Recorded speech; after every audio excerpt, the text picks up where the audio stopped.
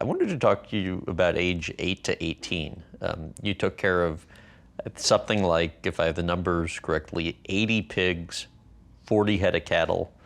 Set the scene and describe what you would do. Yeah, I had pigs and cows, and I credit my work ethic and my ability to see the world 3 feet outside of my perimeter to having something to take care of every day. But I quickly learned as I got older that it was a crucial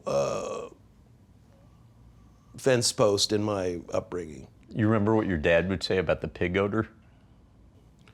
Smells like money. Yeah, he taught me that early on. We had to spread lime, on our pig pens because we were technically an illegal pig operation because we're in the city limits and we weren't allowed to have pigs. So he would make me, or we would spread pigs pee and poop in one area and sleep in another. So it was very easy to identify where they would go. And every night I would have to sprinkle lime on there to keep the odor down so we didn't get turned in. I understand back in the day you aspired to be a prison warden. Yeah. Well, it came from prisons being sort of in the background of my childhood. Driving to my dad's store, which was in Leavenworth, we passed 2 prisons. So I'm surrounded by prisons, and they look cool, right?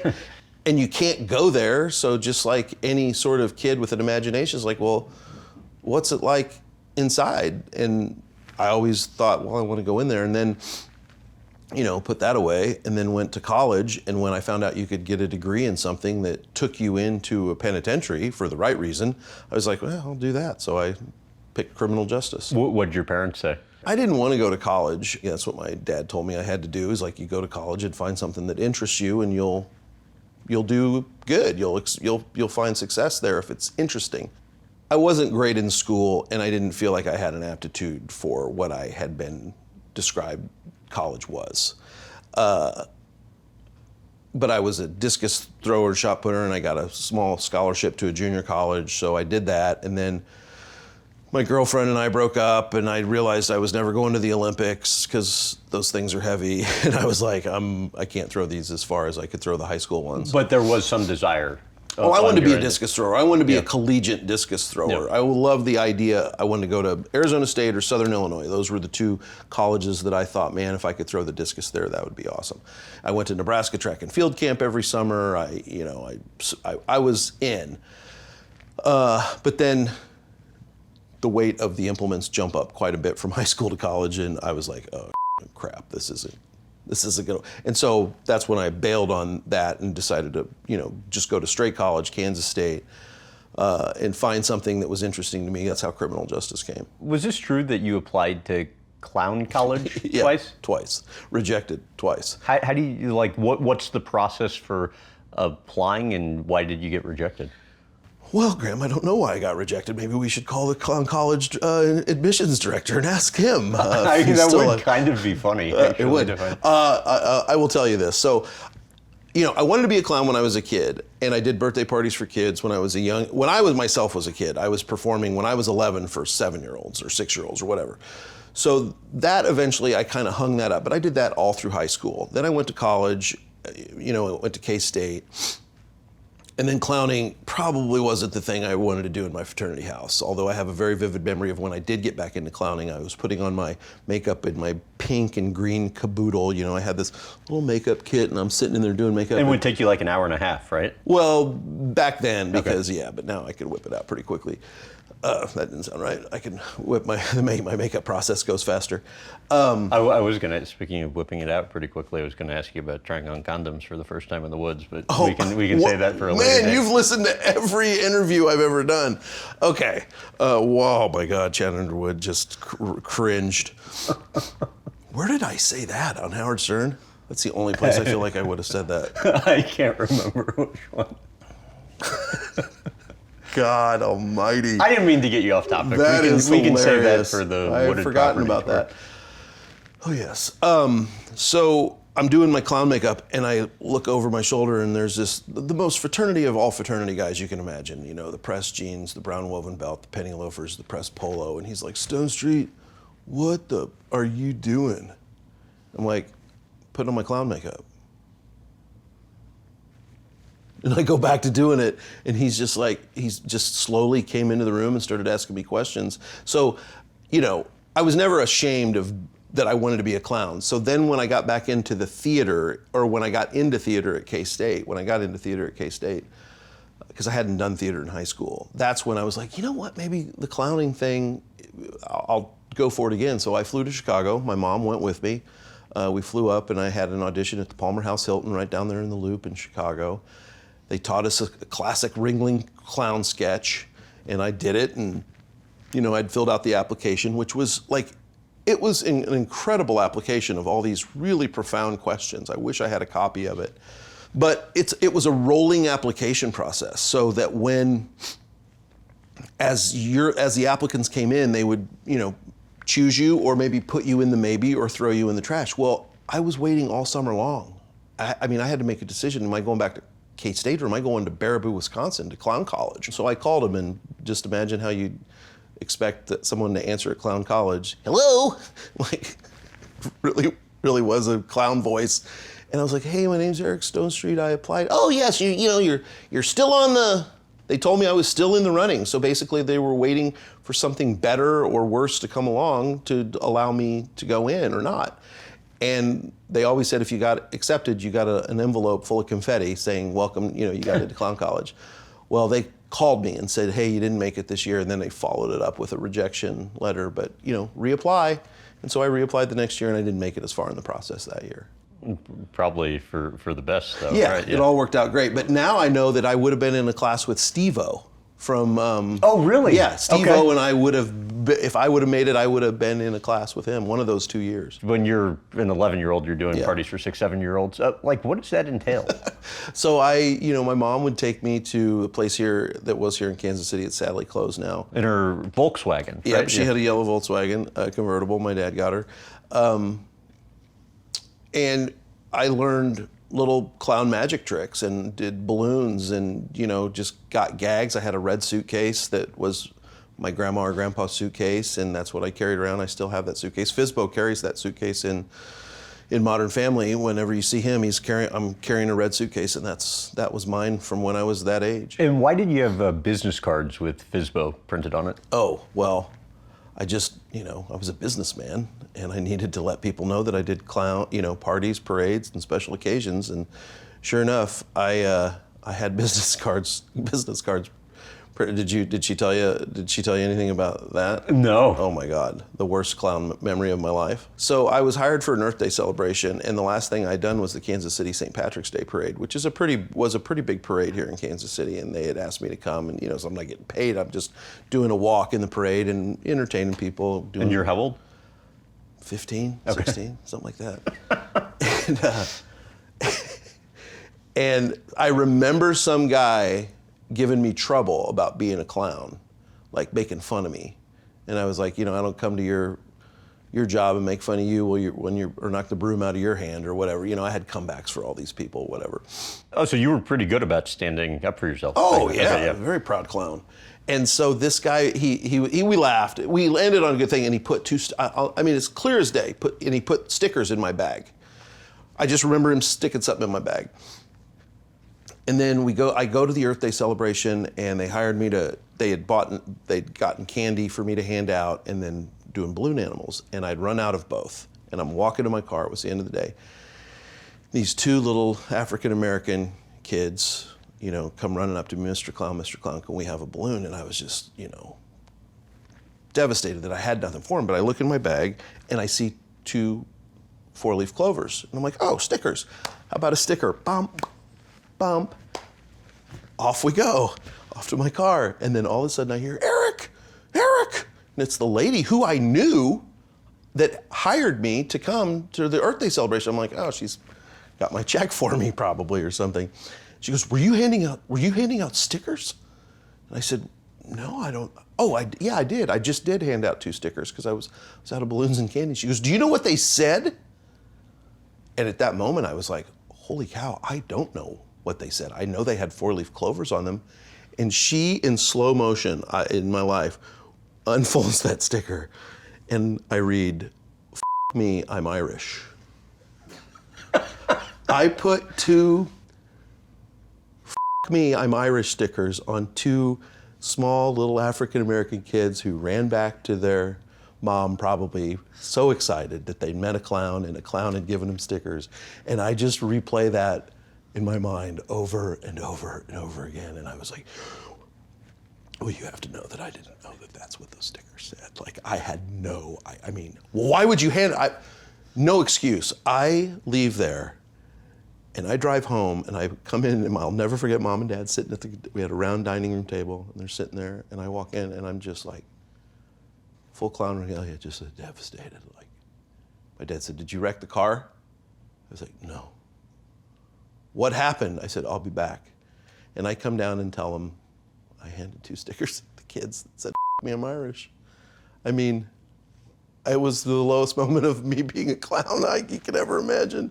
All, as Fizbo says, all you want to do is bring joy to people. And here oh my God, awful, awful. How do you think the Broward Beavers impacted your public speaking? Broward Beavers, I was the president of my 4-H club, and then I give 4-H a tremendous amount of credit for... What? Because of that, all the projects that you had to do, in the meetings, it was a rotation that you would have to give a speech, and not only a speech, you'd have to do a demonstration speech, an explanatory speech, or whatever it was, where you had to do these different kinds of speeches. So much that when I went to K-State, a lot of people avoided speech classes as their electives. And I'm like, well, wait, is there a speech 3? I'll do speech 3 and 4. Like, I loved speech class. One of my favorite teachers at K-State was speech class. It was Phil Anderson. It was his name. And I can't remember the topic of the speech, but it was a speech where you had to give on problems on campus. I forget what the topic of that was. Mm-hmm. But here I am, and he's reminded me of it, years after college, that he's never forgotten it, that I gave a speech on the hazards of maintenance men showing their cracks on campus, how maintenance men not being careful to pull their pants up could cause traffic accidents on campus because people can't take their eyes off their... He's like, never in my life did anybody ever give a speech about the hazards of butt crack. And that was one of the topics of my speech. And was it a joke, intended as a joke, or were you? It was I gave it as a serious speech, which was, I forget it fell in the classification. Of course, I took it crazy wild, yeah, right. But it was, a speech given very serious of why you need to be careful with your pants and pull your pants up because people are looking and people could be distracted and all of a sudden you could plow through 10 students on their way to chemistry class. And why? Because your butt crack showing. Prelude to a Kiss. First play, yeah. Yeah, I guess you do it on a dare, you audition, you get a small part. What about that experience kind of hooked you? I'd never done theater. My girlfriend and I had broken up and I was sad. And it certainly changed the trajectory of my life because of my best friend, Paul, who saw me as like glum and dour and sad and melancholy and, just like bummed out. And he's like, you need to do something different. So why don't you do a play? And I said, well, I would audition if he would. And here we are, 2 fraternity guys. And we go up to the theater department to audition for a play, Prelude to a Kiss in Hamlet. I learned a Claudius speech for my audition for Hamlet. "'Tis sweet and commendable in your nature, Hamlet, to give these morning duties to your father." Still remember a little bit of it. And so I did that, and then I auditioned for Prelude. He got cast as Bernardo in Hamlet, and I got cast as Uncle Fred in Prelude to a Kiss. You later thanked the ex because of how it positively impacted your life. I 100% just told her, she had the courage to break up with me. I was still in the mode, when she broke up with me, I was still in the mode of just do what most people do, and that's go to college, get a job, get married, and have kids. And so I wasn't going down this crazy road, and it was her breaking up with me that led me to theater, which then led me to audition for Ringling Brothers twice, which got me back into this idea of entertaining people, which as a kid I showed a penchant for doing. I just never synthesized and said, I want to be an actor. It was just, I want to make people laugh. And so she was responsible for me getting back onto that path. And so yeah, 100%. And that part in Prelude to a Kiss hooked you how? I love the process. I really like, writing. enter stage left. Okay, yep, and then I'm going to exit over there, and then meeting the people. I mean, I just met a new, diverse, dynamic group of people that I hadn't met in my life. You know, growing up on a farm with pigs and cows in a rural-ish area, class of '97 people in my graduating class, then a fraternity. So you just meet you meet people that wear shoes that are that tall and piercings and all these other people. So I was just interested in the group of people all of a sudden I was around and the process. And then the immediacy of theater, you know, I mean, it is college theater, and most actors will tell you the nicest theaters they've ever worked in were their college theaters. I mean, Really? 100%. Like, college theaters are great theaters, great facilities, great rehearsal rooms, great costumes, great everything. And then you go into the real world and it's like, you need to go to buy your own jeans, you need to do this until you get to the big time, like Broadway or whatever. But just love the atmosphere of it. How well do you remember the letter you wrote to your parents when you got to Chicago? I remember it. I've looked at it a couple times. I didn't know what my job was going to be, but they supported me so much emotionally and financially at that point that I knew I needed to let them know that I was going to work. And, you know, in the beginning it was like stapling resumes to headshots. Right. Like, every day, you know, work. What about even thinking about that now touches you a bit? Well, that I didn't know what it was. And I don't know where I got that ability to have such confidence in being willing to fail. I mean, you know, because I think my dad wanted to be a veterinarian or work with animals, right? I think that was probably what his life, if he would have been given and had the opportunities that he provided us, he would have found his way somewhere that way. That's why we were in 4-H. That's why I had cows. It's why we had pigs. It's because my dad loved that stuff. And then he taught me to love that stuff. I mean, I've seen my dad elbow deep into a cow helping it, you know, breech, get the cow out. I mean, and that he wasn't a vet by trade and he wasn't a farmer by trade, but talk about willingness. He went for it. I mean, and so my point is there's a little bit of there was a little bit of unfulfilled life there with him. And I wouldn't have known that then, but I knew it by then. I knew it by the time I went to Chicago. And so there was probably a little bit of me thinking like, well, I got to go for it, you know, because Dad's set the platform. Mom and Dad have set the platform for me to go forward and fail. I mean, or succeed. I mean, I didn't know. So to what extent is that a weight to carry at the time? It was scary because I didn't know anyone in Chicago. I knew I wanted to take classes at a place called Improv Olympic. I knew I wanted to study at Second City. But I think Mom and Dad, you know, you talk to Mom, I think she would tell you that they were pretty impressed that I was willing to do it. You know, we drove up in my car in a U-Haul. My dad drove the U-Haul, and Mom and I were in the car. We traded back and forth. And then they stayed for a couple days. My dad and I carrying up a couch up the back stairs at 630 West Addison. And then I drove them to O'Hare and walked to their gate with them. And, you know, said goodbye. And like that they were proud of me. And it's crazy to think now, looking back, that I had the ability to do that.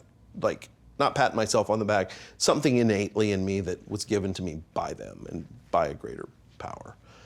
Because I had no idea what I was doing. And I chose Chicago because I knew the city, I loved the city. And I thought, well, let me go there and see if anyone says I'm good. Feel that out. And if I get some success there, then, you know, I'll know.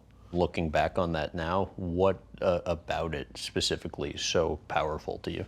Because it turned out okay, you know. Like I achieved more than I ever thought I would achieve or really could achieve. I didn't know, and I just knew I needed to find out. And so I got there and quickly asserted that, like, for my little K-State theater training and classes that I had. Like, I'm in a professional acting class with people that are there to be actors. I'm holding my own.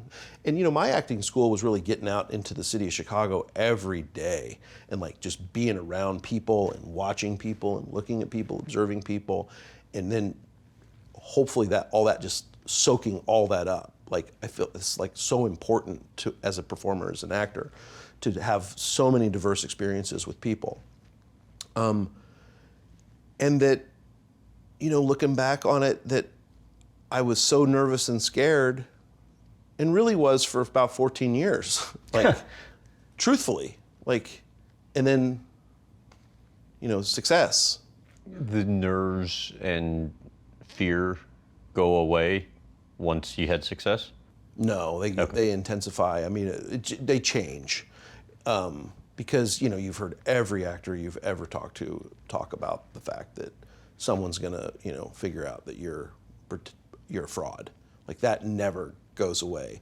I still have the dreams of, not knowing my lines or jumping in on something and being thrown out on the stage. That anxiety and those fears are in you. I mean, there's so many things about business that are, I don't love the word triggering, but are triggering. Like what? Well, wardrobe. For years as a commercial actor, which is what I was in Los Angeles, trying to Paid the bills. pay the bills. Me being a bigger guy, I would have these conversations with wardrobe people that'd be like, now what size are you? Like, over the phone. I'm like, well, I'm a 38 or 40 jean, and and then, I mean, I can't tell you how many times I showed up to sets and they'd be like, oh, well, you're not as big as I thought you were gonna be. Just things like that. So then when you're on a set and they bring you clothes that are too small for you, or what, those kinds of things are triggering, how you're completely at the bottom of the barrel in so many situations as an actor trying to make it. And then when you finally have some success and feel like, well, I'm kind of a big deal now, and then you're, boom, slapped right back down to reality of like, well, can you bring your own suit because we can't find a 50 long? Like, okay, yeah. When you finally made it in, your mind, you feel like you deserved it? That's funny. Like I remember, like, when I got Modern Family, or when I had other success before Modern Family, and I would get an email or a phone call or a text, if texting was available then, and someone would say, man, you deserve this. I know that the intention probably is pure, mm-hmm. but it always bothered me when somebody would say, you deserve this. It's like, well, maybe. I don't know. It's funny you use that word. It always bothered me. And then I always identified friends that if you got a callback or a job and their reaction to you was anything other than excitement for you. If you tell someone, hey, I got a callback for that Sonic commercial I went on, and they're like, God dang it, you have to find a path to get them out of your life, because you've identified someone who doesn't have your best interest in mind, is in competition with you, and this job is not about, if I'm successful, you can't be successful. Like, we each can have success in our own way. So people that are anything less than happy for you, or can't pretend to be happy for you, right? You gotta move them to the side. And the reality is too, even if you've earned the success, you're also conscious of the fact that there's so many people that bust their ass and never have that same opportunity. I'm so conscious and always have been. I know so many people that are so funny and so talented that just never had their talent meet the opportunity. Mm-hmm. And I know that they could do exactly something similar to what I've done. So I'm always, aware of that.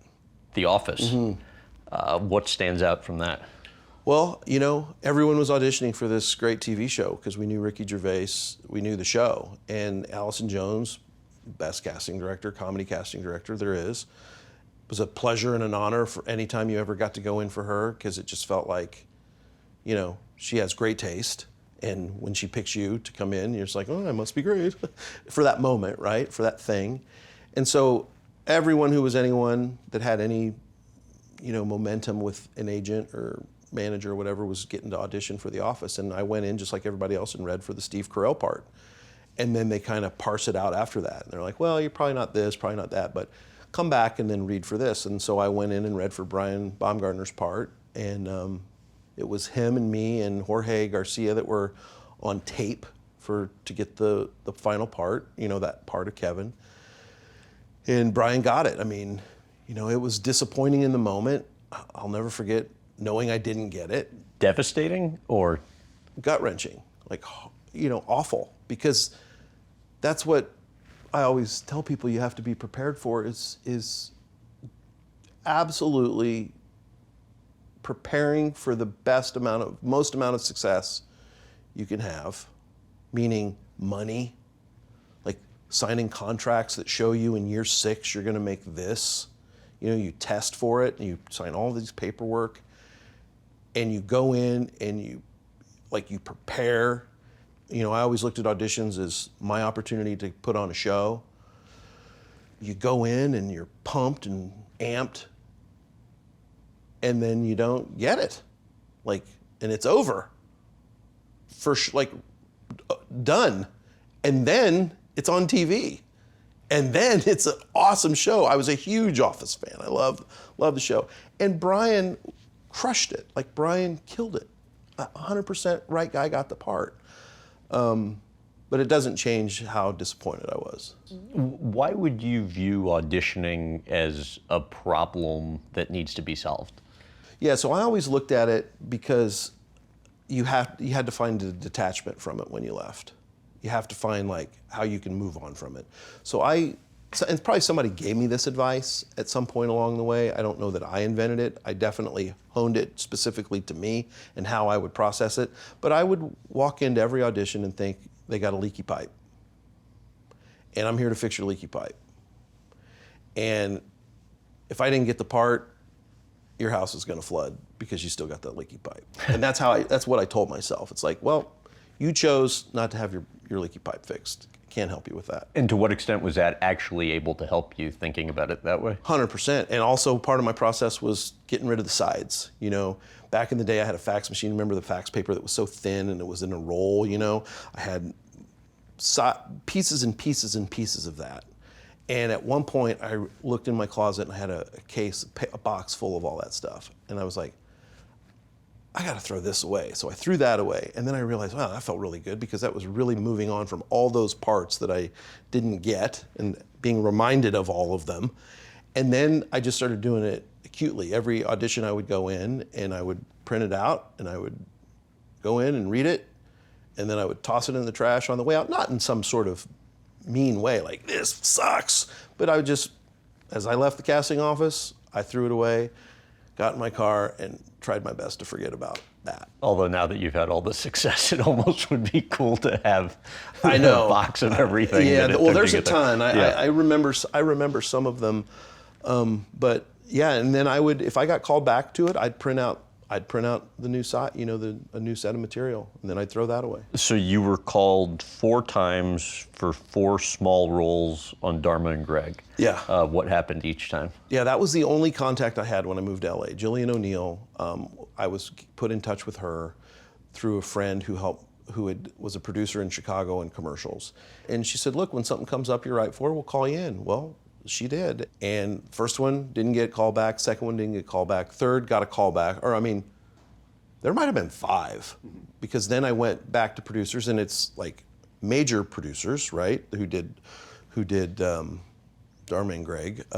So it was going in and meeting Chuck Lorre, which, huge. And then on the 4th or 5th one, I got the part. And that was my first time on TV, I told people when I moved to LA, they were like, oh, you're gonna be the next lifeguard on Baywatch? This dates when I moved to LA. And I was like, I might be a sunburned victim on a beach on the show Baywatch, but I don't think I'm gonna be the next lifeguard, which goes into my whole spiel on realistic expectations in our business and how important those are. Because if I'd moved to LA and thought, well, maybe I'll be the next lifeguard on Baywatch, I'd probably be pretty unhappy because I don't think I would have ever gotten that part. You always did commercial work. How key do you think that was in avoiding going after things out of kind of desperation? Well, being successful with commercials, and I owe a lot of that to a gentleman named Joe Pitka, who hired me a ton of times in commercials.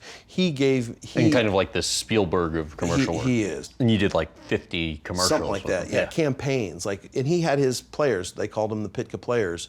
And if you were in there, I mean, people were envious that you were a Pitka player, because you'd get a phone call and say, hey, you're shooting a Xerox commercial tomorrow. It's like, well, I didn't audition for a Xerox commercial. It's like, Joe wants you, and you'll get a phone call. But Joe, I told him, I'm like, man, you gave me the ability to walk into a room and not smell of desperation, because I was successful doing commercials, and I had a house, and I was able to pay for it. When I walked into a room, I was like, I want this. I prepared to get this. I did my best to show that I would be a good business partner in those situations, but if I don't get it, I'm going to be okay. What do you think failure taught you? I guess I had thick skin. I never looked at the job as acting. I looked at it as auditioning. So I don't know that I ever looked at it outwardly as failure. I think I internalized it and felt pretty crappy about myself. But I always, this unwavering sort of belief I had in my talent and the thick skin, I looked failure as, their mistake, their fault. I'm going to find my success. And I looked at it a little bit competitive for myself. Like I did kind of have, not that I was this great athlete, but I have an athletic mentality where I motivated myself. Like that made me feel more anxious and more vigor to succeed. So I think it probably pumped me up. And what was it about Almost Famous that you've called the most meaningful step in your career? Well, movie parts are the hardest to get, and it doesn't matter if it's one line or the lead. I mean, the pool of actors that they're considering for films is smaller than it is for commercials and TV shows. There's just not enough time in the process to see 50 people for every part. So me getting an audition for Almost Famous, Gail Levin, casting director for Cameron Crowe, incredible lady.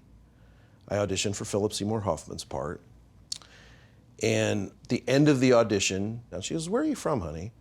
I said, I'm from Kansas City. From Chicago. It was 2 years there. She said, well, you're very good. You're not gonna get this part. And I was like, well, duh, I have one episode of Dharma and Greg on my resume. She's like, but I think Cameron would really like you. I want you to come back and meet him. And I leave there feeling so great.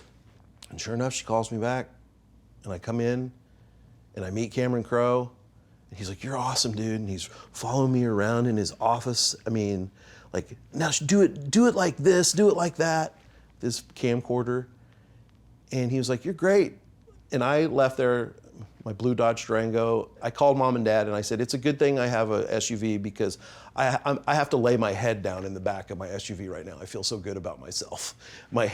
Cameron made me feel like a frickin' movie star. And then they called and said I got the part.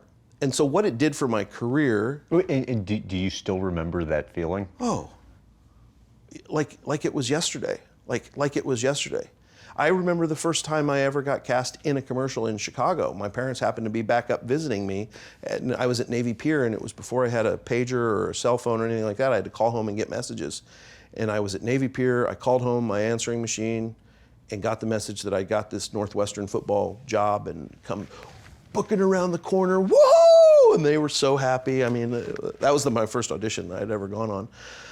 But yeah, I remember the agent calling and saying, you booked it, you got this part. And I couldn't believe it. But what it did for me is it gave me such confidence. I mean, I spent an afternoon with Cameron Crowe in his office over 5 lines.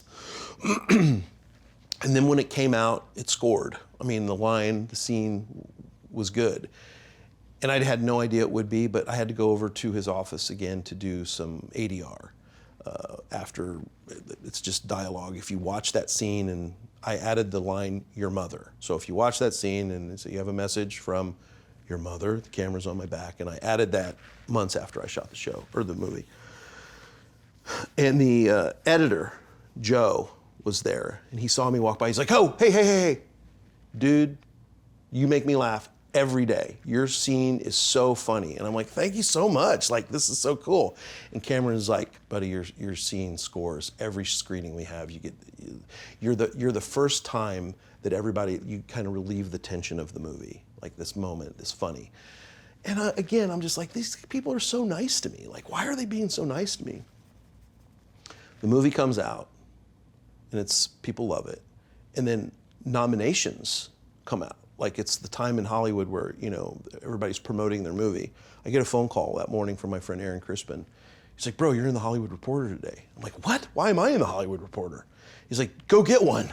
So sure enough, I'm like thumbing through the Hollywood Reporter, and it's Russell Crowe, Best Actor for, Gladiator, Aaron Brockovich, Julia Roberts. And then Almost Famous, Joe Husting, editor, and it's a picture of me. He chose my scene for his advertisement. I'm like, he really wasn't lying to me. This is so cool. So that little tiny part, which Cameron Crowe would not allow me to think of as a tiny part, which then fills me with such confidence to make sure it's not a tiny part, gave casting directors something to talk about, because in our business, nobody trusts their own taste, right? Everybody's like, well, I think he's good, but Cameron Crowe says he's good, so he must be good, right? Everybody's looking for some kind of validation. So it gave me immediate validations, like Eric Stonestreet, you may remember him from Almost Famous. Oh my God, that's such a great scene. And now I'm like, verified, What's the line, sorry. Oh. It's Hollywood. No. Modern Family. What happens where you almost blow it, and then take me to that call you get on the drive home from your manager? My friend Matt Corboy, he has an audition for a role in a pilot called My American Family, and he asked me for my help. He was auditioning for the role of Cameron on My American Family, so he comes over, and I'm like walking through this material with him. And at the end of it, I said, Matt, I got to be honest with you, I'm going to do everything I can to go in and get an audition for this part, because I didn't have an audition for it. He's like, you totally should. And so Steve had some resistance from the beginning of getting me in for the audition, and we had to kind of go above and beyond. And what's above and beyond? That was the I had meetings with network people before on other projects that knew me just as a person. And so Steve made those calls and said, hey, can you get Stonestreet in on this? Just get him seen. So then they call the casting director and say, hey, see Eric Stonestreet. So I went in, and Jeff was like, you're very good. And I went in right for Steve and Chris and made them laugh. And that was it. Called and said, hey, it's not going to go any further. And Steve and Chris, they hate hearing this, because that's not, their experience isn't that. They're seeing hundreds of people for that. So my experience is very personal, because I was amped up for this part. I thought I could crush it. Their experience is like, probably not what we really want. Well, 2 weeks pass, and we get the call, and they say, hey, they're still thinking about your take on Cam. They want to see you again. I'm like, they said, but they want you clean shaven, and they want you to dress more appropriately for the part. And you would never do that normally. Well, because of what I had told you before, is these people expected us to drive around with my backseat full of clothes. And I'm not going to go from a chef costume to a police costume to a fireman costume. Sometimes I had 3 or 4 auditions, commercial auditions in a day, and I'm not driving around with my closet. It's like, we're not building the set here either. So if you can't use your imagination that I'm wearing a suit, then, maybe you're in the wrong business. But it just was that trend where you had to dress for the part of every commercial audition, and I just wouldn't do it. And I also loved portraying, and I did this in Chicago. I mean, this goes back to my Chicago days. I bought an oxblood briefcase, and I carried that to my first meetings, because I thought of myself as a businessman, and I thought of myself as playing an actor. And I didn't know what an actor did, but I knew I should probably have a briefcase full of pictures of myself. And so I walked around Chicago with a briefcase full of pictures of myself, some staplers, staple remover, some pens, business cards, and I'll never forget my first meeting with Linda Bernasconi. She's like, "What's in the briefcase?" And I'm like, "Well, funny you asked. Headshots. I got headshots. Anybody want headshots? You know." Bought it at Macy's in Manhattan, Kansas, with some graduation money. But that transferred over into that part of my career too, which was I thought of myself as an actor. Well, what is an actor? An actor isn't somebody who's just like, I didn't want to seem like I'm just jumping through hoops. Oh, a chef's hat? Sure, I've got one. Huh? Now I'm a chef. No, I just was playing the role of an actor, which is like, I'm going to audition for you, and then I'm going to drive over to Santa Monica, and I'm going to audition for a serial killer. And a serial killer wouldn't be clean shaven. Maybe they would. Who knows? But I'm not going to just do this. When I went in for Modern Family for the first time, I dressed exactly how I dressed, and I looked exactly how I looked. And then they said, "Can you hone it in a little bit?" And so I went to Macy's. I told the lady there, I said, "Hey, I got this audition for this guy. He's in a relationship with another man, and he's the more paternal of the two, and I need to wear something a little, lighter." And so I got a lavender gingham shirt, navy pants, and a gray cardigan. And I said, "If I get this part, I'm going to come back and thank you." And so that's what I wore in, and clean shaven, did the audition, and again, they said no, not going any further. Again, Steve and Chris. I was mad now because I had spent money. I did exactly what I didn't want to do, which is I jumped through hoops, and that didn't get me any success either. How did that anger come out in you? I was mad because I thought I was perfect for the part. I saw them laughing, I heard them laughing, I see it, I know it. And it felt to me like they were denying it. That's what it felt like. It's like, and I knew I was late in the process, which meant they'd seen a lot of people. The character itself was a pitfall. There was a lot of pitfalls there because they said on paper, not too over the top, yet in my materials, they've written a part where I introduce a baby to Lion King music. So how do you take a character that they want on paper to not be over the top, but yet they've written this scene, which is over the top? So I knew that's where actors were having a hard time. And then that's when I just tried to rely on what I knew, which is my old saying to myself was dance with who brung ya. It's a Bob Willis tune, a Texas swing tune. Dance with who brung ya, swing with who swung ya. So I always tried to walk into a room knowing this is what I bring. I'm gonna dance with what I got. And in that world was this physicality. I'm a big guy, yet this character, how it's written, and in the world of acting, opposites work. So I softened myself, but I can't change this. And they again passed. And then 2 weeks more passed. And I had an audition at 20th Century Fox during that period, and I had to look down there and see all these people going in for what I thought should have been my role. It was like, oh, and I recognized people and I knew what they were reading for. Ooh, see, this is the anxiety. This is where it just feels like so overwhelming looking back on it. But it turned out good in this case. Even now? Oh God, I feel it. So anyway, 2 weeks pass, and then they call and say, okay, we want to test Eric at studio. We want to bring him in. So it went from, you're not getting this part twice, to you might get this part. Well, here we go again. So I go in, I do it, and they call and say, okay, you're going to go to network tomorrow. So I passed the studio test. Now it's another level, because what's growing is my expectation and the number of people I'm performing for. So you go into Dana Walden's office at 20th, and there might be 8 people in there, plus Steve and Chris, plus casting and a casting associate. And she's as big as it gets. She might be running Disney after Iger, right? Yeah, right. Yeah. So I left there. They call and say, you're going to test tomorrow with Jess. I'd read with Jesse for the studio test, and now for the network test, I'm going to ABC, which is 12 minutes from my house. So I go in, and sure enough, it's just like this mini theater. I did my classic line, which I would say when I knew I wasn't in front of the same people, which is like, I've done theater for less people than this. Laugh, ha ha ha.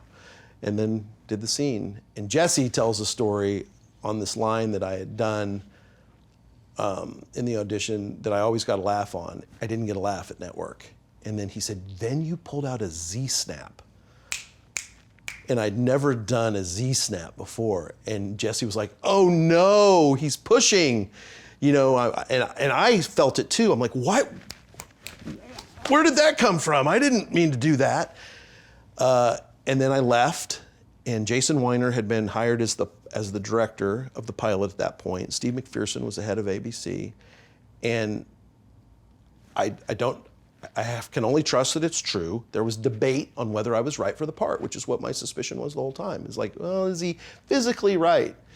And Jason Weiner told me that the then president of Steve McPherson stood up and said exactly what I had been thinking the whole time. And he said, funny is funny, hire the mother. And I got the part. And so I drive home, it's raining, and Steve, my manager, calls in at that point. He says, hey, Eric, I just want to tell you that you've been doing this a long time. And I know this is important. This role is important to you, and this show is important to you. And there's just no doubt that there's good days and there's bad days, buddy. And this just happens to be a good day. And I was like, well, what? Hold on, what? He goes, you got the part, bro. You got it. And the next day I had a friend coming in town from K-State Theater. He was the set designer at K-State, and he was just coming in town by chance. And I told him, I'm like, I got this part. I think it's big. And then Levitan and Lloyd said, hey, the creators of the creators show, said, hey, do you want to come see the pilot? And I said, sure. I hadn't seen it, you know. So we go over to 20th Century Fox. It's like these two pivotal moments. We walk in and we watch the pilot, and we walk out, and I'll never forget him looking at me going, you're going to be famous. Like you're going to be famous. That's going to be a huge TV show. I was like, you never know, you know, all my years of not getting too excited and trying to stay even keeled, you know, I'm like, we don't know. And then Ed O'Neill called me and tells me it's going to be a hit. He said, Eric, that show's not on for 10 years. I know what the I'm doing in this business. And that's when I believe, like, okay, maybe it's going to be real. Maybe it will. And I think your longest job up to that point was something like 8 days. And you know, and it's one thing to get the role. It's a whole nother thing to then find out the back 9 episodes. Oh yeah, getting picked up. So that was the key. That was the. People always say, like, what's the most important day? And people automatically think it's like, well, the day I got the part. But see, again, I never looked at that. Like, I always thought I should be prepared to get the part. So getting the part was my job. Like, that was my job. I was in control somewhat of that, meaning doing as good as I could. So I never got that excited when I got jobs. I just was like, well, did my work. But when they picked up the back 9 is when then you could start to see, like, a second season, a third season, a fourth season, and then it starts to become like, oh, this is like all those TV shows I've grown up watching. I'm gonna be on for a while. People are gonna know my name. Which is the coolest feeling ever. Coolest feeling. I talked to Modern Family creator Steve Levitan, and he said, Eric's a warrior. His mind doesn't stop. He's a person who feels he needs to fix things. He has this sense of justice. Your thoughts? Yeah, I could have almost written Steve's description of me based on that. The thing I'll say about Steve, and I get emotional because those two guys changed my life, man. Steve and Chris. They changed my life, and Steve and I, we share some of the same qualities, but he's a warrior. He cares, you know, has a deep care. And he took the time to see that a lot of that can manifest into a not great way. And he took the time to know that, like, you know, doesn't make me a bad guy, that I have a sense of justice and want things to be right, and that I care, and that I can't not worry about everything. And that's what I would say to anyone going on to be on a sitcom for 11 years, is you can't worry about everything that's going on, because What Steve doesn't know is crew members would tell me and talk to me about all that stuff because they identified me as the guy to go and talk to about it. You're not going to go to Ed O'Neill. You're not going to go to Sophia. So a lot of things on set trickled to me. And then I, being me, my father's son, I have the choice to make. Well, do I try to make change for people? Or do I look at somebody in the eye and say, well, there's nothing I can do about it. I'm an actor. And that's what he said. He said on set, you took the responsibility of having to look out for everyone in your mind when he didn't have to. And he said that he prefaced it with saying, I say this in the best way possible. Yeah. Well, and I would just disagree that every once in a while I did have to. That's all I would say. Yeah. I mean, I would say he's mostly right, that I didn't have to. But remember, information doesn't always trickle up. Steve Right. and Chris are the bosses. Right. There's someone in there that doesn't want Steve and Chris to know stuff, and that all trickles down, right? And so sometimes the stuff that didn't trickle up needed to get there somehow, and that's how I felt what my role was every once in a while. And one of the things he said he loved about you was the fact that, like, you guys would occasionally get into it, and, you know, he could always trust you to speak your mind. Yeah. And, like, that's not always the case with somebody you work with, where you actually always know where you stand. I just was never the type of person that would walk on set and make conversation to make conversation. Like, I always felt having an authentic moment with me meant way more than me pretending in that moment to care what you did over the weekend. We're gonna get to what you did over the weekend. And we're probably gonna talk about it, but we're gonna talk about it in an organic way, in a real way. That's a conversation that's not me talking at you so that you don't talk to me. That's how a lot of actors, I feel.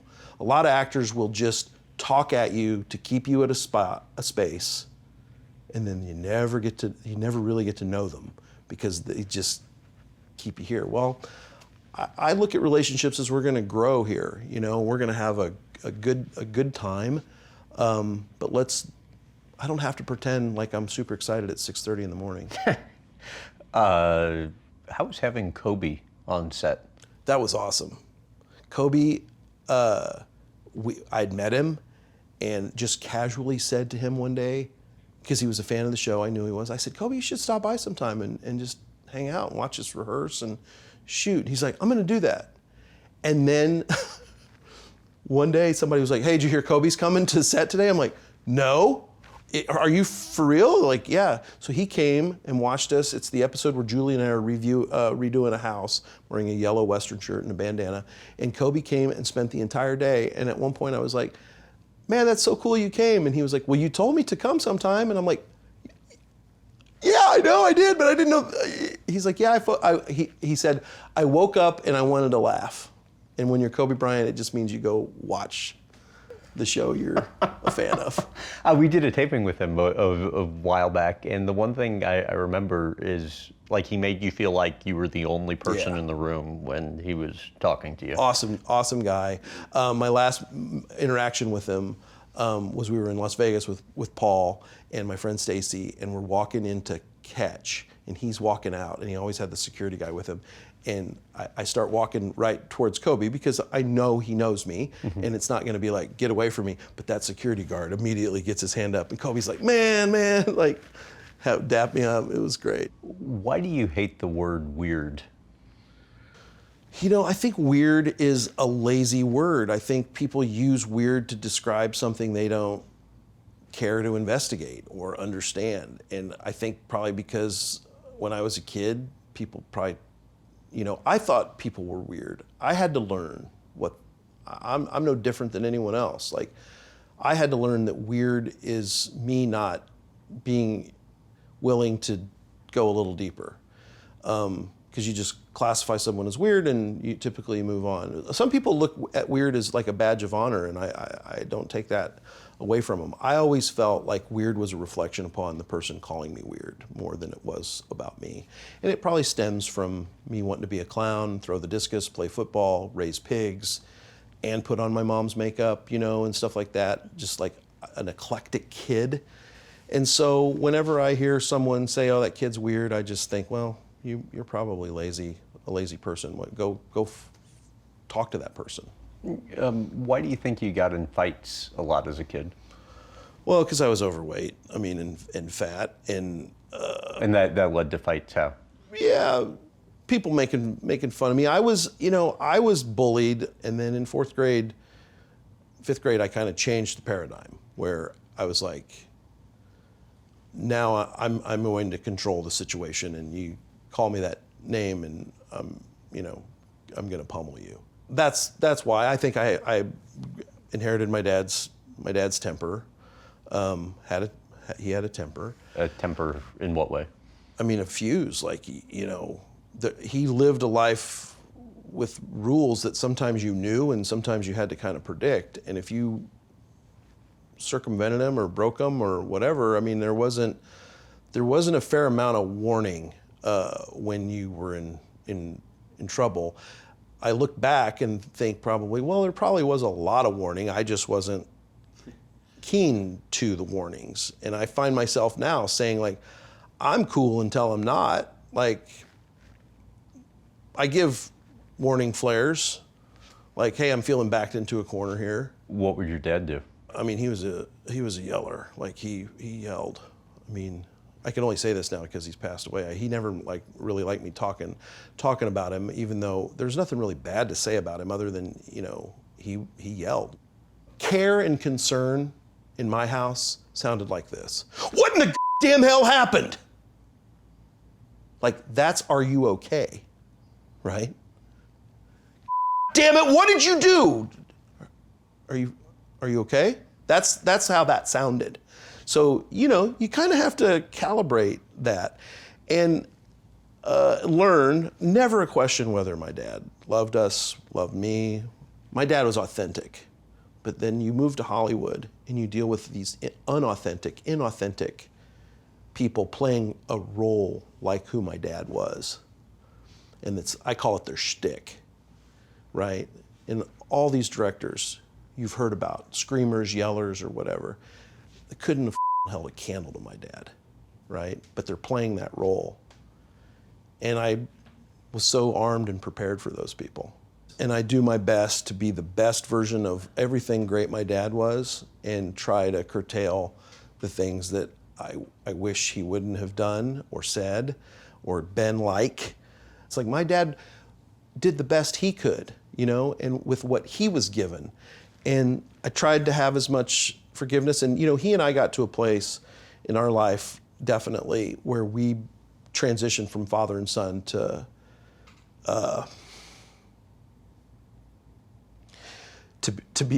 being friends, like I really feel like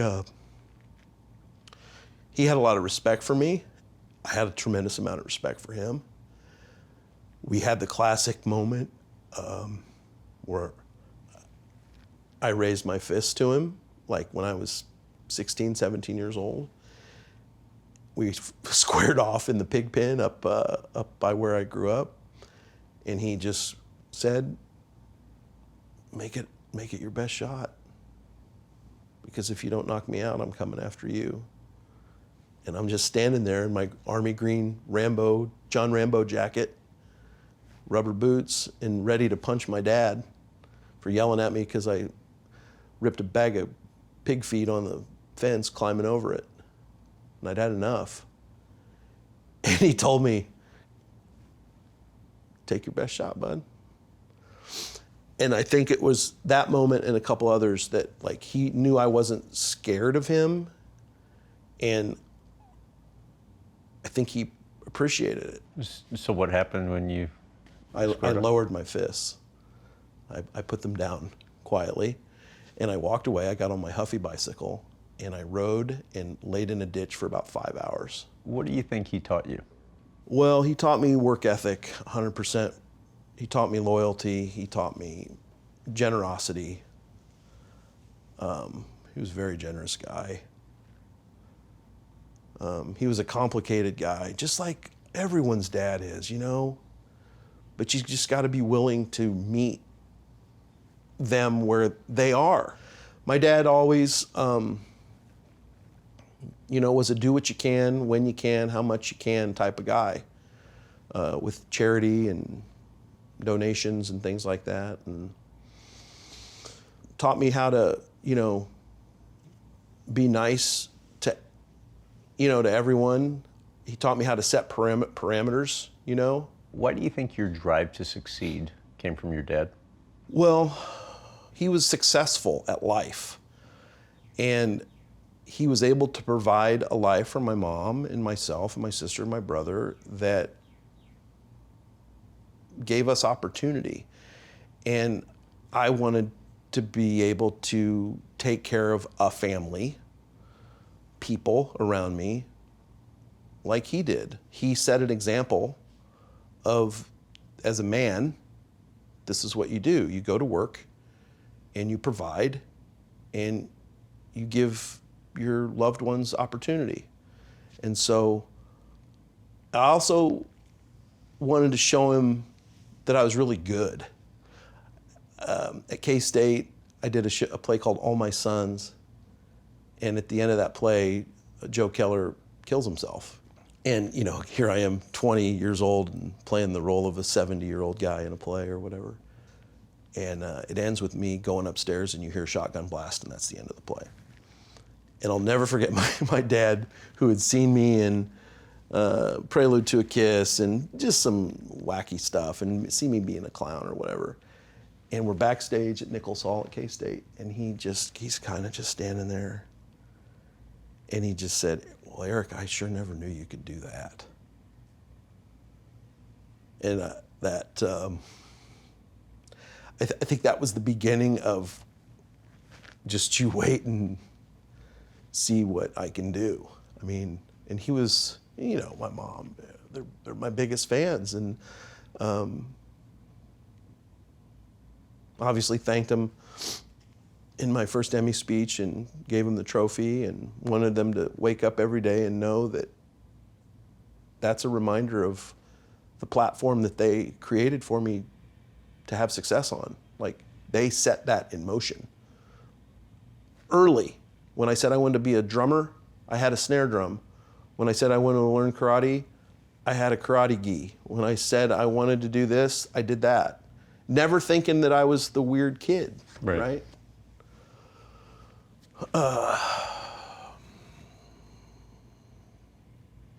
Yeah, I just think, like any guy, I wanted my dad and mom to be proud of me. You've been pretty open about your family's pretty extensive history with cancer, right? I mean, but it's obviously pretty much everybody's afflicted with it in some way, shape or form. But your dad was diagnosed with chronic myeloid leukemia about 4.5 years before he passed. Yeah.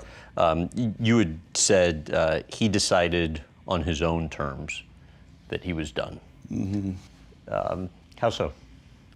Well, he got to the point where he had to go for a weekly transfusion, to stay alive. And I kept begging him to do that because selfishly I didn't want him to die, right? But I also had very quiet moments with him where we go back to that friendship, and me saying, at some point, I know, Dad, it's not going to be about me and Mom and your family and my sister and everybody, that it is about you. And when it's that time, I got your back. I will be honest with you, and I won't fight you. I won't try to talk you into doing anything that you don't want to do. But until then, I'm going to be you to you and how you were to us as kids and push you, because your life is nothing like it was for you. I mean, he was outside, always doing something, working his machines, piddling around in his barn, whittling, making toys, just constantly going. It's not that anymore. It might be going to the doctor. It might be getting up and sitting in your chair and sitting outside and listening to the birds. Might be going to Costco or Sam's Club and putting you in the little remote control thing and wheeling around there. You love people, never met a stranger. It might just be that, but let's find some joy in that And he did for a few years, 3.5 years. And he always knew, he always was curious about what death would be like for his type of cancer. He was always asking his doctor, and his doctor was great, Dr. McGurk. And he just said, you know, if you stop getting a transfusion, your body will just, in about a month's time, just go to sleep. And we were out at my property in Leavenworth. Lindsay and I have a piece of property out west in Kansas. And the SWAT team, the FBI SWAT team trains out there every once in a while. And they decided they were going to do some smoked bologna. And I told Dad, hey, they're making smoked bologna. We're going to do smoked bologna sandwiches. So he and Darcy, a caregiver who you've met and we'll see, they drove Dad out and had smoked bologna sandwich. And boy, he thought that was about the best thing he'd ever tasted in his life. And did some training on the shooting range. And Dad, he looked so pale. But he told me literally, Eric, I don't have any more fuel in the tank.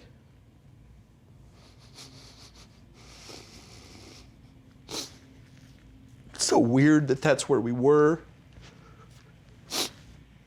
And then the whole ride home and that next day, he came to grips with that month time period that the doctor had always told him. He's like, once you decide you have a month to live, and it took him 24 hours to work through that he was going to die in a month. And then after that, he was talkative and fun as much as he could be, welcomed visitors. He loved loud noises, big booms. He had a little cannon that you pulled a string and it shot a 10 gauge blank off. And so when people would come, we'd say, Dad, do you want to do the cannon? Yeah. So we'd get the cannon up and pop, and he'd just laugh as much as he could. And passed away at the house there. And when the funeral home came to get him, got the cannon out, and when he left the property, boom.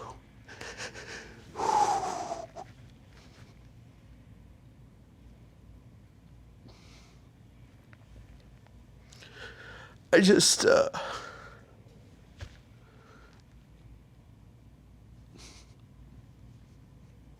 I just wanted to make him proud, and just thought he was such a good guy. That's when he passed away, and I saw him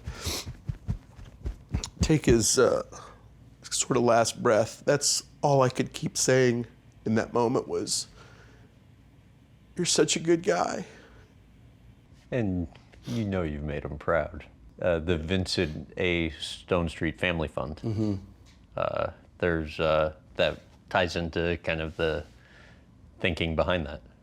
Yeah, and he loved kids. He loved helping out kids, and Kansas City Hospice was such a great, talk about angels on earth, people that have dedicated their lives to helping people in their final chapter. And so we seeded that fund to try to help kids that are at the unfortunate end of their life. So we thought, well, there's about 65, 70 kids in Kansas City that end up in hospice every year, and some of them have desires and wants and dreams, and we thought, well, Dad would want to help out with that for sure. So we've been able to make a few wishes come true for kids. Your mom, two-time cancer survivor. Yeah. What did going through that experience with her teach you? Humor. I mean, when she first was diagnosed with her kidney cancer, I mean, I was in LA and just feeling so far away from everything, and called her every day, tried to keep her positive and make her laugh. And, it taught me that I knew that if I ever found the success I found, that and got asked to lend my name and my face to an organization, that I wanted it to be, something with respect to cancer. And that's when I, Stand Up to Cancer reached out to me pretty early on, and it was an absolute yes. And it always is a yes when they ask for something. How has kind of your recognition of that impacted how you live your life? Well, I try my best. I'm just like everybody else. I try to to watch what I do and how I act and Yep. stay relevant. But you know, I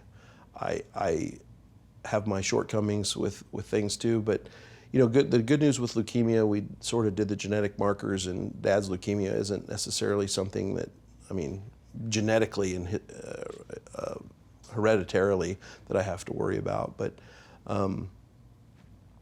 you know, this thing, cancer, and Stand Up to Cancer does such a great job of it at the Game 4 of every World Series, where you hold up the card and say who you're standing up for. Through that, with my mom and my sister and my dad, and I had an uncle who had acute leukemia,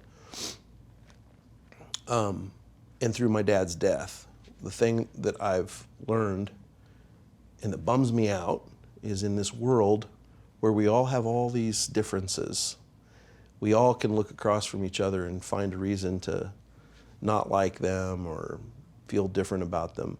The one thing we never talk about is that you and I have something very much in common, and that we're going to have to deal with grief and bereavement and the loss of a parent or the loss of a loved one. And I just now tell people, everyone that I can, like, find the commonality, because we all walk around knowing this thing is coming or has come, and we all have to deal with it. And you'd think that we would find some sort of unity in that, because, you know, my dad's death hit me, so-and-so's dad's death or mom's death's going to hit them, and you'd think we'd be able to, like, find compassion with each other no matter what we think of each other politically, skin color, I don't, whatever you want to think of. It's Right. like we're all the same. So lighter topic. Can I hear this Jimmy John's character that I hear you do? Well, that's from what you're talking about. There is my time in Chicago, where I had to listen to the strong Chicago accent that they're all in denial that they have, you know. But that's what you're talking about. There is my friend Henry. When I lived in Chicago, he got his car broken into, and he had a voicemail on his answering machine that has my mom's and dad's favorite story, because it was his name was Henry Osterkamp. So you got all these A's in the Chicago accent that you have to hit, and you have to enunciate the T at the end of sentences. So he comes home and he's like, "You got to come up and hear this message," because he knew I was such a fan of the accent and people in Chicago. And it went something like this: "Hello, Mr. Osterkamp. Hi, this is Detective Tom Cacavelli, Chicago PD Belmont Station, calling in regards to your car break-in at 11753 Hart Sook." Like, all these A's. So that has been a character now that I've done forever. Levitan said he wanted to create a show Yes. around it, and you weren't interested. Well, it's not that I'm not interested. I mean, it was right on the heels of Modern Family, and then COVID happened. I mean, tell Steve to call me. I might be interested. So he said he was half waiting on you to call him back about it, and he's like, he just wasn't interested. Well, that's sad. Well, he's the one that can make shows happen, you know. So yeah, he loves my accent that I do. Our friend Jimmy John, who owns Jimmy John's, who I had gotten to know through the Napa wine auction, he has a whole different version of Chicago accent, and that's what Steve loved that I would do. But yeah, we should do that show. How was filming the WhatsApp commercial? It was fun. It was great to be back with everybody. It was very exciting. You know, it's weird to get back in those clothes, just jump right back in. And it was weird coming from here, because I've been living in Kansas City since Modern Family ended, basically. And probably harder to get yourself to leave Kansas City after you have a setup you like so much, right? It is. It is. And but what I realized it does is it highlights everything great about our business, the entertainment business, and it highlights all the douchebaggery of our business. It amplifies it, because I'm here I'm dealing with people from here, and I'm going into the store and having all these authentic, real moments. And then I go to Hollywood, and it's, you know, you're reminded of some of the types of people that you deal with. But then you're also offered fruit on a big board. Would you like some lychee and kiwi, sir?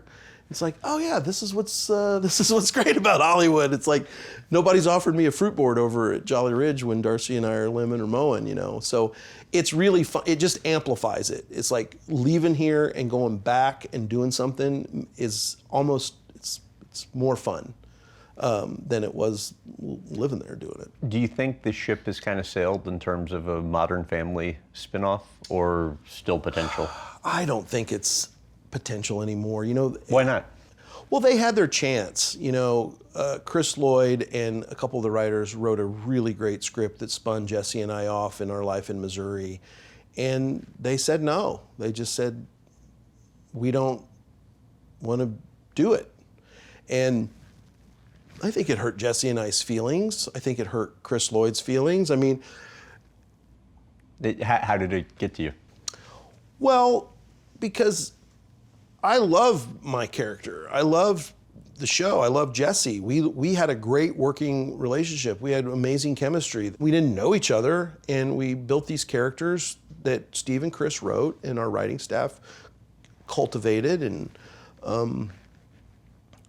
I guess because we weren't maybe done, like I would have kept going. I think everyone would have kept going a year away from being done with the show. Like you give everybody a year's time to be like, do you want to go back? Everybody says yes. Mm-hmm. And maybe even ABC at the time would have been like, yeah, come back. Because the world shut down and everything was different and this and that. But, you know, I think Jesse and I maybe felt like they thought of us as the old guys or something like that didn't seem worthy of keeping that, you know, those characters going. It just felt a little hurtful, but people make business decisions. I mean, we can't get involved in that. I mean, again, it's like... Why? Well, I'm not the one getting fired if they do a Modern Family spinoff and it fails, and those are TV executives that have to make those decisions, and I get it. I think it would have been a slam dunk. I don't think it would have not been successful because you had one of the creators who had really taken such great care of making sure that show was great for so long, willing to do it. It wasn't like two ancillary writers that were just being like, hey, we're looking for a money grab here and want to do a spin-off, and if it lasts a year or whatever, we made a couple $100,000 or whatever. It was... And Levitan seemed conflicted about his decision not to join. Yeah, he didn't. We were talking about. Yeah, I mean, because they have a whole different relationship, Steve and Chris. Their relationship was unique for a TV show, but the problem is we had a great thing, and so when you ask someone, do you want to do a spinoff? Your first reaction is, why wouldn't I want to work in this utopia more? Then you start to think about it, and Steve's concern, and understandably and rightfully so, is it has to be great. We can't dilute the brand by doing something just to do it, which I completely get and understand. My point was always like, we had the right people in place. It would have been great. If ABC would have said, let's do it, I think we'd be on right now. I do. So that's not to say it can't then. I don't know. I think, I don't know how it works anymore. I really don't, because it's been so long. Maybe not. I mean, I wish we would do like a Christmas special or something like that. And there's been talk of that. Like a couple writers have had that idea of like doing sort of like British sort of versions of Christmas specials, like a 2-hour movie every once in a while. That'd be fun. Where do your desires lie in terms of professional work moving forward? I'm in the process of pitching a show right now. And hopefully there'll be some good news with that soon. You're super excited. Oh yeah. Yeah. It's a group of people working with Peyton Manning, Omaha Productions, Eric Tannenbaum, great producer. They came to me with a couple ideas, and I picked one. It's a little bit of a love letter to my dad and to father and son relationships. finding the relationship at the end of, sort of the end of your dad's life that you never knew you were gonna have. Funny, comedy, something we all relate to, but hopefully, somebody will be smart and pick that up. But I have a desire to work. I mean, I want to work. I love this being my home base. And I think it's pretty cool that I've retethered myself to where I started. I went and did this whole career, 20 plus years, and found my success. And because of Lindsay and because of the pandemic and because of my dad's health, I found my way back to where it all started. Well, and to your credit, that was something that at least you had a little bit of interest in back in the day in terms of eventually ending back here. And it has to feel like super satisfying and rewarding to have earned the ability to make that happen. Yes, it does. And my dad so quietly one day said perfectly, we're sitting in the living room and he said, well, Eric, I sure never thought you'd come back home. And it's such a simple sentence, and it's really stuck with me because I didn't either. Like, I had no plans of living in Kansas City, A few things happened to start that effect, and that all brought me here, and it's perfect. How often do you text with Roger Goodell? More than people you would think, more than people would imagine. I like to give him shit. Okay, give me examples. Well, I'm not a fan of some of the rules in the NFL. To his credit, he always supports his officials. He always supports the rule of the game. He's very knowledgeable on the rule of the game. Shockingly so. Like how so? If I make a comment about a flag, he'll within a minute tell me what the rule is. Oh, no way. Oh, 100%. And if he doesn't, he'll forward me on an email to the head official. Like that happened not that long ago. Not a complaint, but a genuine question. Is it called a broken tackle if a running back bursts into the end zone through a tackle? Is that a missed tackle?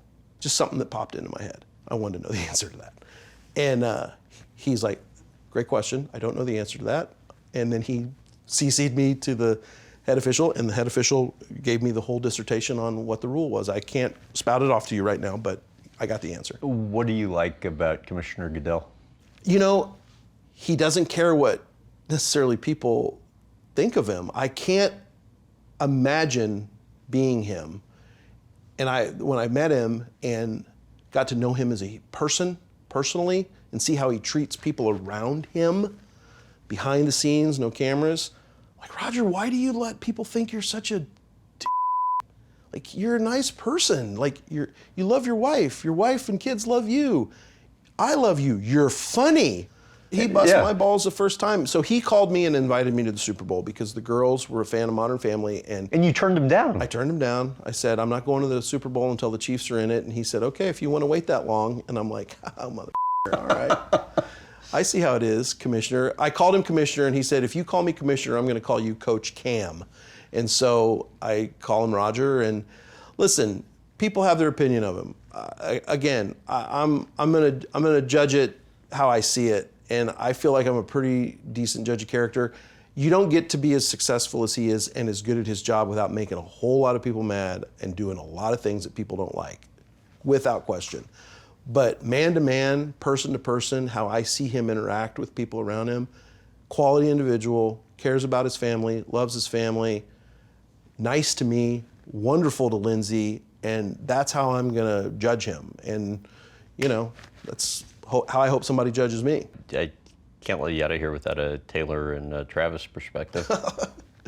Oh my gosh, I'm happy for both of them, because doesn't it just seem like they're perfect for honestly, perfect for each other.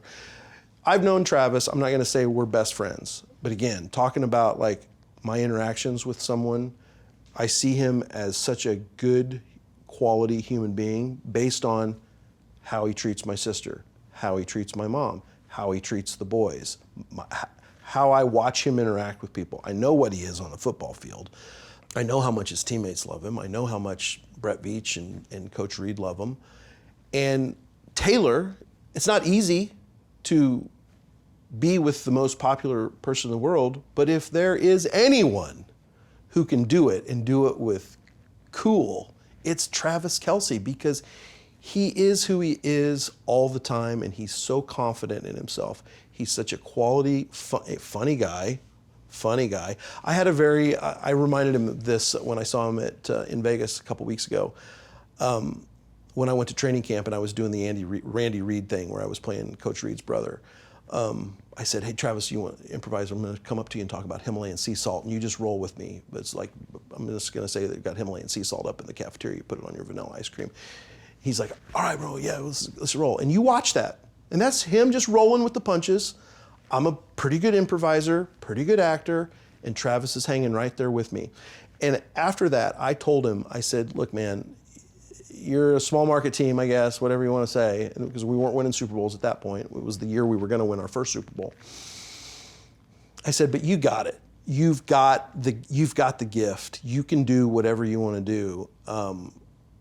When you're done with football or during football, you're talented, like for sure. I mean, not that it matters that I think it, but I blessed him at that moment and said, you're awesome. You're natural. And he's like, I totally remember that. I totally remember you telling me that. He's great. And why wouldn't you love Travis Kelce if you're Taylor Swift? How about sitting next to Sandy Koufax? What a legend. That's a cool story, because I was getting grief because I'm from Kansas City and a Dodgers season ticket holder. And I had season tickets at Kansas City that my mom and sister went to, and I had Dodgers season tickets that I went to. And I'm like, and you're living in LA. Yeah. And I'm 14 minutes from Right. Dodger Stadium. It's Right. like I can't fly home for every Kansas City baseball Right. game. And if I want to enjoy the pageantry of the sport, that's my option. So I just decided I'm gonna get season tickets. And people were giving me so much grief. Well, I became friends with Mark Walter, the owner of the Dodgers, and I said, Kansas City's coming to town. I want to come to the game, but I don't know what to do. And he said, here's what you're going to do. You're going to sit in the owner's box, wear your Kansas City Royals hat, and Sandy Koufax is going to be sitting next to you. And if anybody gives you any trouble about that, then it's their problem. So he invited us in, and sure enough, there I am with Sandy. I got to spend a little bit of time with Sandy at a friend's house, and his wife is from Kansas City. Great people, wonderful human being, just a legacy, humble, shy, but man, what a treat to get to know somebody like that. How do you become part owner of the Royals? That happened because the Royals sold, and I thought, well, I'll just make a phone call and see. And literally, it was like you pursued it, right? yeah, I just had a friend get me Mr. Sherman's number, and I just said, any interest? And he said, sure. So jumped in, and it's just, just for legacy. I mean, it's generational. It's like, when are you ever going to get to say you have any ownership or participation in any kind of professional sports team? So I just thought it was an opportunity to take advantage of when it happened. What do you think of the stadium stuff that's going on? It's rough, because I get both sides. I being from Kansas City, I know how much people love going to the K out in the middle of nowhere in the sports complex. I get it. I also get that Mr. Sherman and the ownership group thinks that downtown baseball is the right answer. People complained about when we got a new airport in Kansas City because everyone loved the old airport, and now it's like, oh man, we have bathrooms at our airport. We have restaurants at our airport. My point is they have to find a way to do it. And I'm no part of that. Like, it's, I'm a dumb actor. I'm going to support the Royals and Chiefs no matter where they are in the metro. First time in this interview, you sound like a politician. Right. Because there is no answer I can have that's going to satisfy anyone. And here's the good news, is I'm a fan. My opinion doesn't necessarily hold any more weight than anyone else that goes to the games. I love the Kansas City Chiefs. I love the Kansas City Royals, and I will support them with whatever the people that are getting paid and elected figure out where they exist. You said there aren't many places that make you happier than Arrowhead Stadium. You have a suite, I think, right above where you used to have season tickets. Yep. And you're at pretty much every home game. I yeah. don't miss every home game, or we don't miss a home game. Yeah, those season tickets stemmed from me being homesick from school one day when I was in school, or in high school, and calling my dad, or junior high, I think, and saying, can we get season tickets to the Chiefs? They just advertised there's a no alcohol section. And I knew that would interest him, because his problem was with his sort of temper. He didn't want to go and put himself in situations where he was dealing with some kind of a drunk, because he might throw fists. That's just how it was. And so I was like, well, there's just no alcohol section. And he got us 2 season tickets, and we sat right down on the second row, section 130 or 131, I can't remember what it is, right on the aisle, and our suite is right above it. Most fun you've ever had with the Randy Reid character? The Patrick Mahomes prank thing, that's again where I walk up to Patrick and say, hey, just pretend like there was a bug in your room, and I set that all up, and then you can watch that clip where I'm like, he's like, man, there's a cricket in my room or something like that. And he was great. Like they were all, one of my favorite moments is with Jerick McKinnon, because a lot of these guys have no idea. They're rookies or new to the team, and they don't know that the guy from Modern Family is a fan of the team or whatever. And Coach Reid giving me the access he gives me, which the only rule is don't get ahead of us on the field, meaning when they're running plays, I can't be here. I can be back here, but I can't be here. Only rule. Thank you, Coach Reid. And you guys have kind of become buddies. Oh, he's the best. If you told 16-year-old Eric that I was friends with the general manager of the Chiefs and the head coach of the Chiefs, he just wouldn't believe it. But Jerick McKinnon was new to the team, and I've got one of those hyper ice things, and I'm like rubbing myself, and Jerick McKinnon's like sitting on the sideline on a knee with his helmet on his hand, and I walk up to him, I'm like, hey, you and I got it on, and it's vibrating in my hand, you need it anywhere? And he's like, no, man, I'm good. Like, just looks up at me like, why the f is a coach asking if he can massage me right now on the sideline of a practice?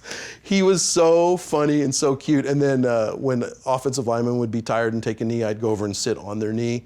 And those new guys had no idea what I was doing. And it's like, what the hell is going on? That was a first, Brett. That was Brett Veach. It's the idea I had a long time ago, and then I told Brett Veach about it, and he implemented it. And I can't say enough good things about Brett Veach, the general manager of the Chiefs. He's a great human being, a great guy, and he's the one that said, we'll get Coach on board, and you do that. But Randy Reid's retired now. Retired? Yeah, he's retired. He's living off jet ski money, baby. Yeah, he doesn't get to Kansas City anymore. Thanks for doing this. This is so fun.